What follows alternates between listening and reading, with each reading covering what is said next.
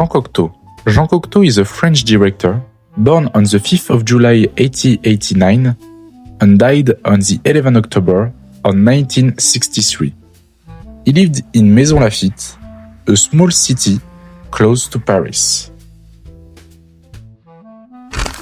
He was immersed in the world of art since he was only a little kid. Indeed, his father was a painter, his mother deeply in plays, and the father of his mother an art collectioner. So both of his parents will lead him into this domain. He will be an artist all his life, trying all types of arts and being close to all top artists of his time, like Picasso, Roland Garros, Jean Marais, or Edith Piaf. He was a painter, drawer, dramaturge, and director, but his main art stayed poetry, an art that he will transpose on the screen as well as he can using this fascinating new art.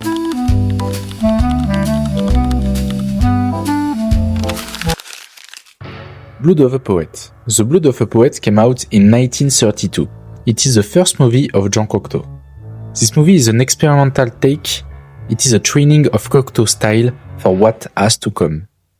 There is not a real plot. It is divided in 4 acts and it starts with a poet facing a statue who come to life, pushing the poet in new places.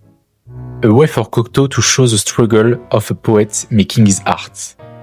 It is a partially mute movie, interesting in some new techniques, conveying a true feeling of poetry put on film. As we watch the movie, we face a dream happening before our eyes. Here Cocteau announces how he will approach the medium and what people could expect from him. It is an intimate movie, where Cocteau reflects on his own profession and tries to depict it as well as possible. A must-see because of the precursor dimension of the movie. And it was the movie that made Charlie Chaplin discover that a cinema could exist in Europe.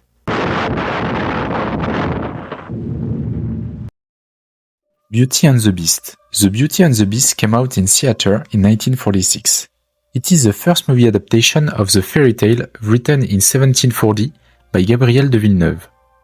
Jean Cocteau goes fully in the tale world, creating a mysterious, mesmerizing atmosphere that will fascinate the audience. The Cocteau style is omnipresent, strange effects, poetic techniques, combining a poignant philosophical story with great visuals. The movie is truly beautifully filmed, the light is perfectly managed, with marvelous shine. The main protagonists, the Beauty and the Beast, are played by Josette Day and Jean Marais, 2 great actors that make the audience to be more implicated in the story. As a spectators, it allows to reflect on different themes: loyalty, trust, greed, and love. A gloomy tale that will test the humanity of the characters. Orpheus. It came out in 1950.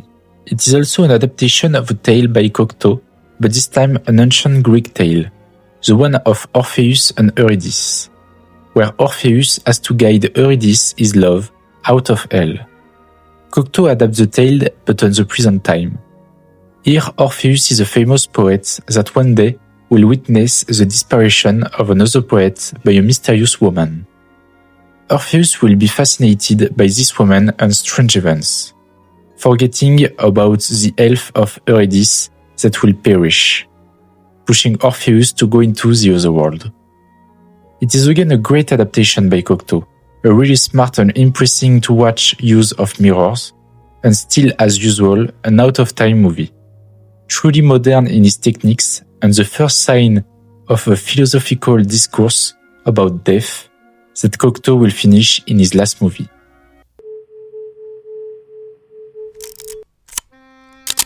Testament of Orpheus. It came out in 1960, and it is the last movie made by Jean Cocteau, 3 years before his death. Cocteau plays the poet himself, a poet that will go through his own main characters, questioning the role of the artist, when does the artist really die, and how does he trick death. He reflects on all his career. He also includes the friends he had in it, each representing a facet of him. So as the title say, here Cocteau make of this movie his testament, saying goodbye to the world, yet letting behind him an art heritage that will transcend his death, allowing him to live forever. Forever in the true world of poets, their own world, a world made of words. A masterpiece, an ode to art and all its medium. Definitely one of the movies you should watch at least once in your life. The farewell of a fascinating man.